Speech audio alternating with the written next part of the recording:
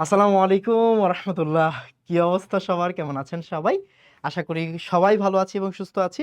Chemistry first paper পরীক্ষা ভালো হয়েছে, আলহামদুলিল্লাহ। কেমিস্ট্রি ফার্স্ট পেপারের প্রশ্ন সহজ আসছে, আলহামদুলিল্লাহ। ওকে, এখন মেন্টালি প্রিপেয়ার থাকেন যে কেমিস্ট্রি সেকেন্ড পেপারও সহজ হবে।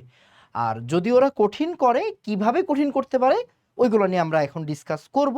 আশা করতেছি কঠিন হবে না, আর যদি কঠিন করেও দেখা যাক কি করে ওরা।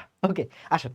তো আজকে আমরা সৃজনশীলের সাজেশন দিব। অ্যান্ড ভাই, সৃজনশীলটাই মেন, সৃজনশীলের জন্যই কিন্তু আপনার পুরোটা পড়া হয়ে যায়, রাইট?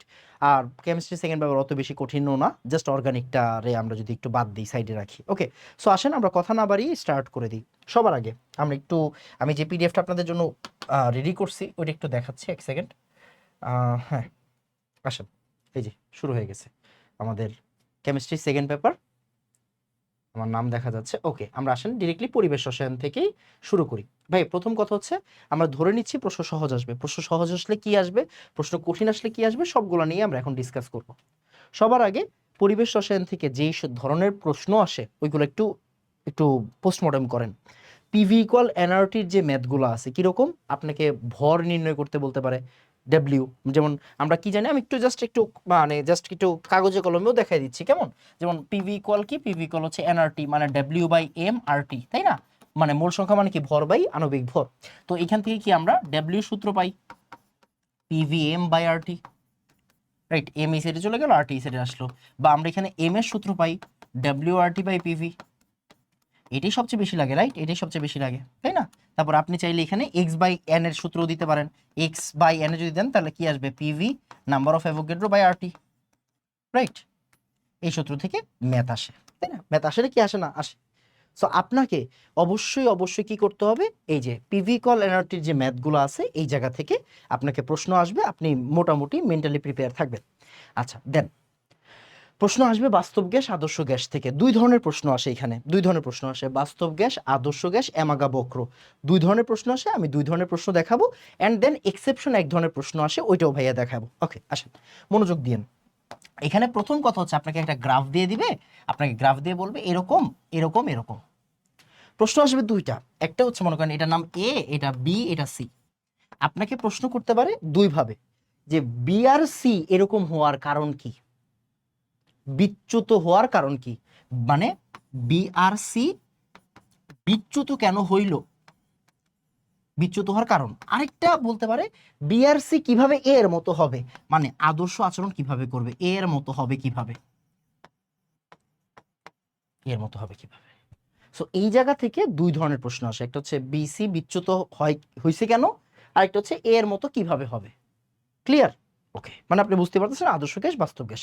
আরেকটা জিনিস সেটা হচ্ছে, একটা সেকেন্ড, হ্যাঁ, আহ, এরকম কেন লাগতেছে জিনিসটাকে, মাঝখানে কিরকম যেন একটা হয়ে আছে, হ্যাঁ, এক সেকেন্ড, হ্যাঁ, কেমন যেন একটা, যেন একটা ঘোলা হয়ে আছে লাগতেছে। ওকে, আচ্ছা, দেখতেছি।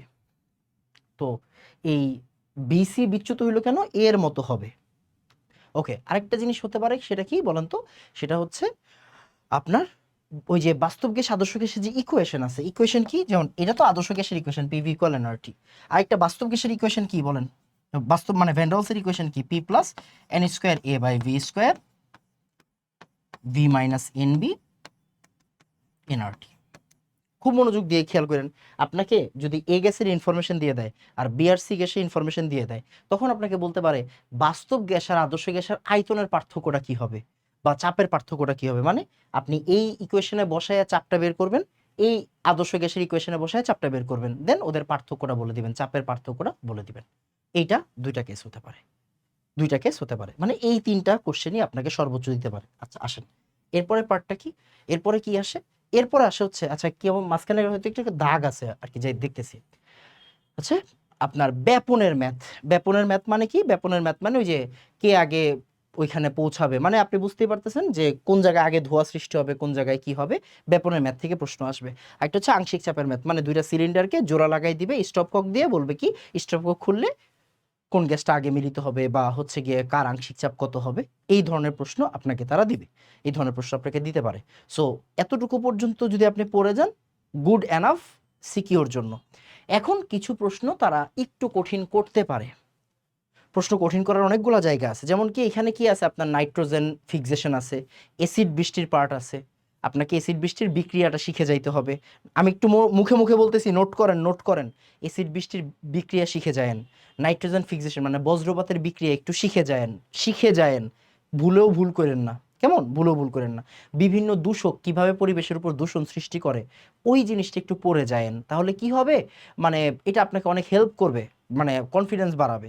বায়ুমণ্ডলে কোন ট্রপোস্ফিয়ার, স্ট্র্যাটোস্ফিয়ার, এইগুলার যে তাপমাত্রা, এইগুলার যে উচ্চতা, মানে ভূমি থেকে 15 কিলোমিটার উচ্চতায় হচ্ছে কি আপনার ট্রপোস্ফিয়ার, এরপর 85 পর্যন্ত স্ট্র্যাটোস্ফিয়ার, মেসোস্ফিয়ার, এই জিনিসগুলো একবার চোখ বুলায়া যাবেন। আশা করতেছি এইসব জায়গা থেকে সৃজনশীল দিবে না, যা যা বলে দিছি এই জায়গাগুলো থেকে সৃজনশীল দিবে, আমি জাস্ট আপনাকে বলার জন্য বলে দিলাম। এরপরে আসেন, তাহলে পরিবেশ রসায়ন গেল। এরপরে হচ্ছে ভাই পরিমাণগত রসায়ন। পরিমাণগত রসায়ন থেকে আসলে প্রশ্ন পেঁচানোর কোনো জায়গা নাই, মানে পেঁচাবে না, প্রশ্ন পেঁচাবে না। অ্যাসিড বেস, পিএইচ, প্রকৃতি, এখান থেকে প্রশ্ন আসবেই, মানে আপনাকে বলবে দুইটা সিলিন্ডার মিশানো হয়েছে, এখন কি এটা পিএইচটা কি হবে, অ্যাসিডের ক্ষার মিশানো হয়েছে, পিএইচ কি হবে, প্রকৃতি কি হবে, পিএইচ আর প্রকৃতি থেকে ম্যাথ আসবেই, এটা আপনি মোটামুটি লিখে রাখেন। আরেকটা হচ্ছে পিএইচ এর গ্রাফ।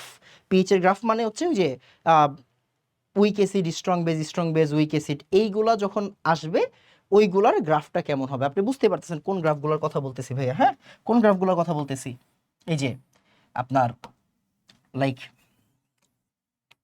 এই যে এই গ্রাফগুলো আছে না, এই গ্রাফগুলো কিন্তু আপনার আসবে। ওকে, এটা একটু মেন্টালি রেডি থাকেন যে এখান থেকে প্রশ্ন আসবে।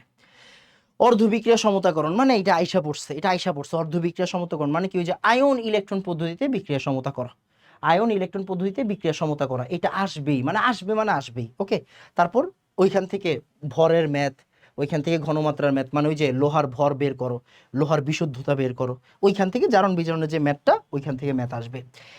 একটা জিনিস সেটা হচ্ছে, আমি বারবার করে বলে দিচ্ছি, আপনি অবশ্যই মোলারিটির বেসিক ম্যাথগুলো করে যান। কিরকম, ওই যে এতটুকু ভেজাল, এবার বিক্রিয়া করা হয়েছে, ভেজালের পার্সেন্টেজ কত, বিশুদ্ধতার পার্সেন্টেজ কত, যেগুলোকে আপনারা স্টকিওমেট্রি দিয়ে করেন, ভাই জেরা দিয়ে করেন, মঞ্চে করেন। মানে যদি আমাকে বলেন যে ভাই স্টকিওমেট্রি করবো না ঐকিক নিয়ম করবো, আমি অলওয়েজ ঐকিক নিয়মে করতে বলবো বোর্ড পরীক্ষা পর্যন্ত। বোর্ড পরীক্ষার পর আপনি স্টকিওমেট্রি করেন, কোনো সমস্যা নেই, মানে এটা আমার সাজেশন। অনেক টিচার বলবে স্টকিওমেট্রি দিয়ে করতে, অবশ্যই উইথ ডিউ রেসপেক্ট আপনি করেন, স্টকিওমেট্রি দিয়ে করেন, এখানে কোনো কন্ট্রোভার্সি ব্যাপার নাই। যার যার পয়েন্ট অফ ভিউ যেরকম সে সেভাবে বলবে, খুবই স্বাভাবিক জিনিস, এটা নিয়ে কন্ট্রোভার্সির কিছু নেই। আপনি স্টকিওমেট্রি দিয়ে পারেন করেন, বা ঐকিক নিয়ম দিয়ে পারেন করেন, আপনাকে অবশ্যই এই ম্যাথগুলো করতে হবে।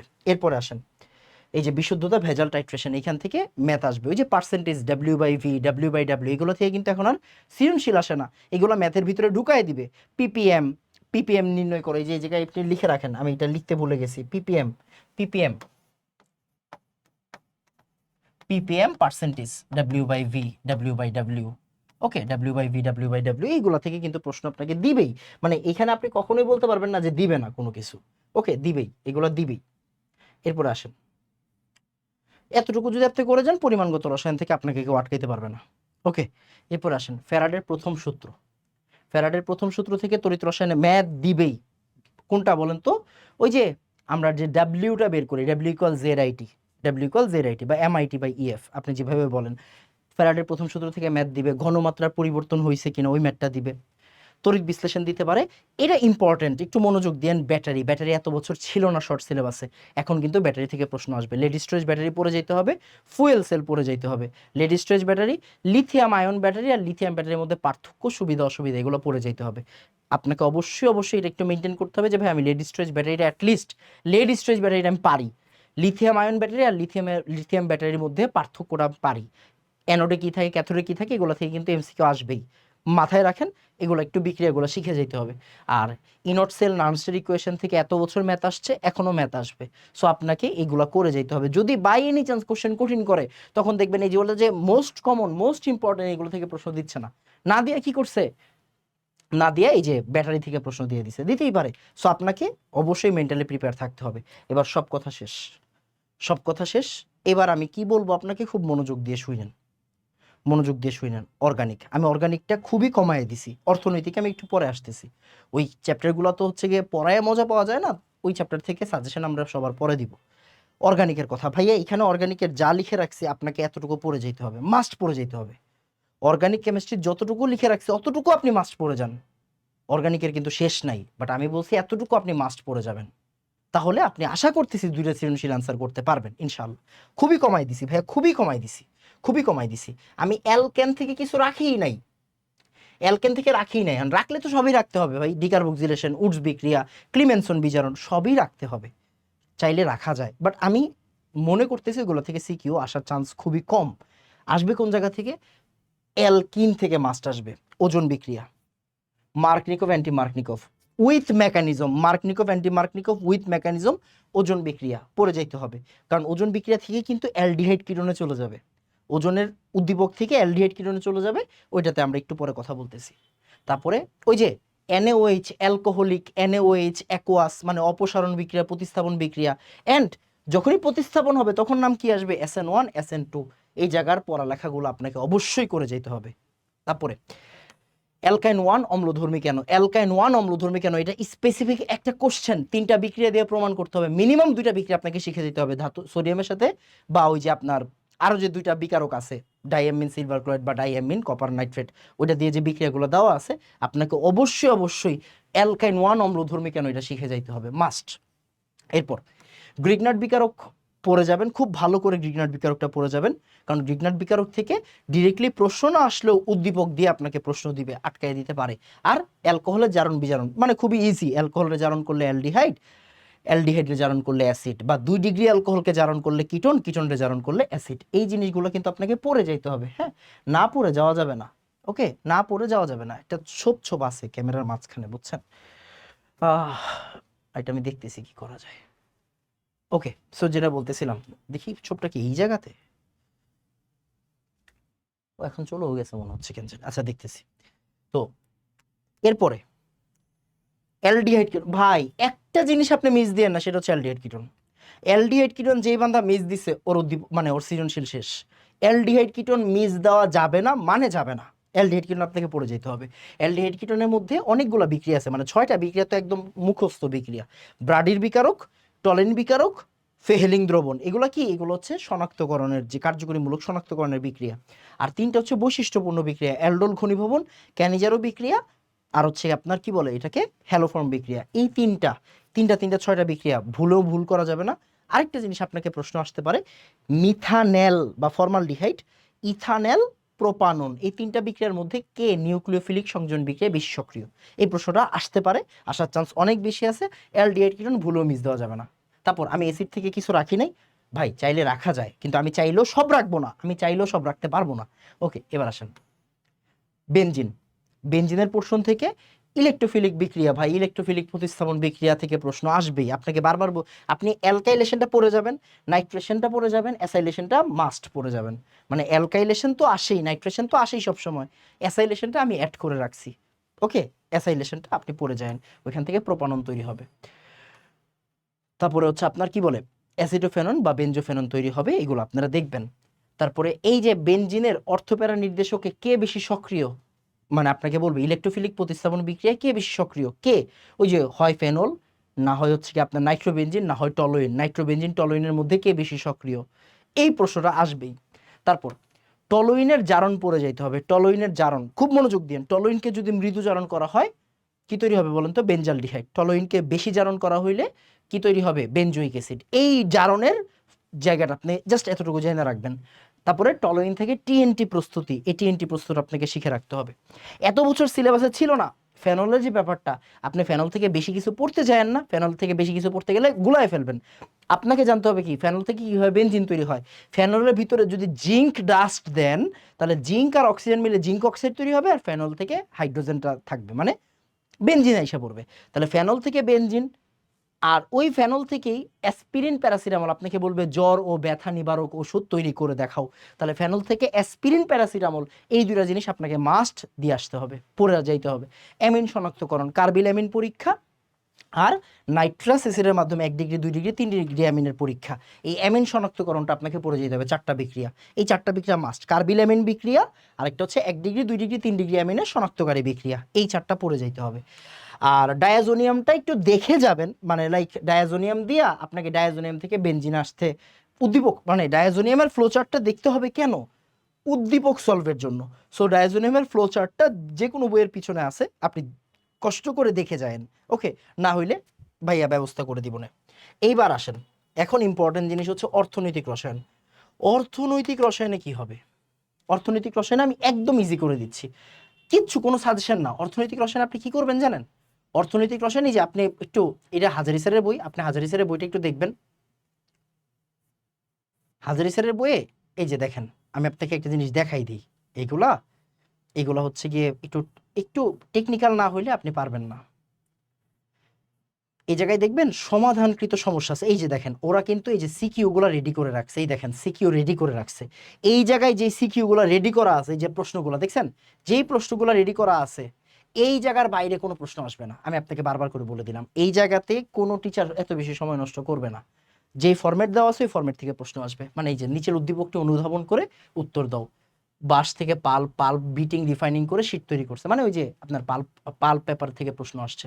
বাঁশ, কাঠ, কাগজ, ব্যবহৃত কাগজ, এই জায়গায় যেগুলো রেডি করা আছে এর বাইরে কোনো প্রশ্ন হবে না। আপনি লিখে রাখেন, এনাম ভাই বলছে যে অর্থনৈতিক রসায়নে বইয়ের ভিতরে যেগুলো রেডি করা আছে এইগুলোর চেয়ে বাইরে কোনো প্রশ্ন আসবে না। এই যে দেখেন, নিচের উদ্দীপকের আলোকে প্রশ্নগুলোর উত্তর দাও। গ্রিনহাউস গ্যাস, কয়লা ভিত্তিক বিদ্যুৎ কেন্দ্র, মানে এইখানে অলরেডি তারা রেডি করে দিছে। এন্ড আপনি কি করবেন? আপনি এই রেডি করা প্রশ্নগুলো পড়বেন। এই রেডি করা প্রশ্ন যদি আপনি পড়তে পারেন তাইলে ভাই কাজে দিবে, নাইলে কাজে দিবে না, সোজা হিসাব। আপনি যদি এই চ্যাপ্টার থেকে অ্যান্সার করতে চান, আর যে কোনো যাই পড়েন না কেন, এই যে সিমেন্ট বলেন বা হচ্ছে কি আপনার যে আপনার সিরামিক বলেন, যেগুলোই করেন না কেন, এই যে এই ফ্লোচার্টগুলো আপনার খাতার ভিতরে দেওয়ার চেষ্টা করবেন, তাহলে দেখবেন আপনাকে তারা ভালো নাম্বার দিয়ে দিচ্ছে। বুঝা গেছে? আমি আপনাকে পুরা শর্টের ভিতরে, অল্প সময়ের ভিতরে, কত মিনিট গেছে? প্রায় 17 মিনিটের মতো। এই 17 মিনিটে ফুল কেমিস্ট্রি সাজেশন দেওয়ার চেষ্টা করছি।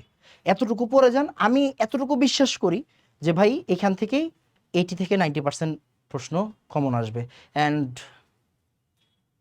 প্রশ্ন যদি তারা না পেঁচায় তাহলে 100%ই কমন আসবে ইনশাল্লাহ। তো সবাই দোয়া করবেন। আসসালামু আলাইকুম ওয়া রাহমাতুল্লাহ। ধন্যবাদ সবাইকে।